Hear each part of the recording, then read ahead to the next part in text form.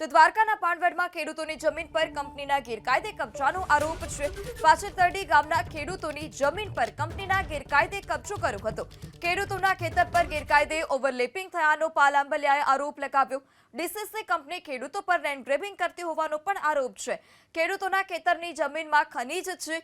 પાલાંબલિયા દ્વારા આ પ્રકારના નિવેદન આપવામાં આવ્યું છે। તેઓએ વધુમાં કહ્યું કે ખનીજ પર ડીસીસી કંપનીની નજર પડી। કંપની પોલીસના સહારે ખેડૂતોને ખસેડી રહી છે। કંપની પોતાના કબજામાં સરકારી શાળા દર્શાવી। અત્યારે આ સરકારમાં બેઠેલા મંત્રીઓ, સરકારમાં બેઠેલા અધિકારીઓએ ક્યાંક ને ક્યાંક આ કંપની પાસેથી રૂપિયાના ચશ્મા પહેરી લીધા છે। એટલે ખેડૂતનું હાથ બાર એને દેખાતું નથી, ખેડૂતનો કબજો એને દેખાતો નથી। માત્ર અને માત્ર ઓવરલોપિંગ કરેલો આ નકશો એક જ દેખાય છે અને એના આધારે ખેડૂતો ઉપર લેન્ડ ગ્રેબિંગના કેસ કરે છે।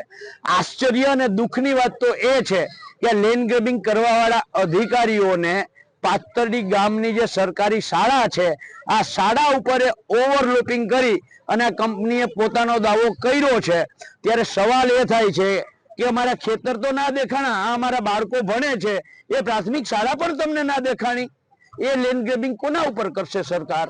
અમે 9 દિવસ ઉપવાસમાં બેઠા, અમારા છોકરાઓને ભણતર બગડાવ, કંપની જબરજસ્તી અમારી જગ્યા લઈ જાય, અમને ન્યાય કોઈ આપતા નથી।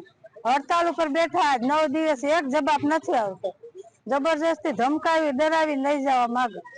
અમારા ઢોર હેરાન, માલ હેરાન, અમારું વાવેતર બગડે, નથી પાણી વળતું, કઈ નથી થતું, જવાબ કઈ આવતો જ નથી।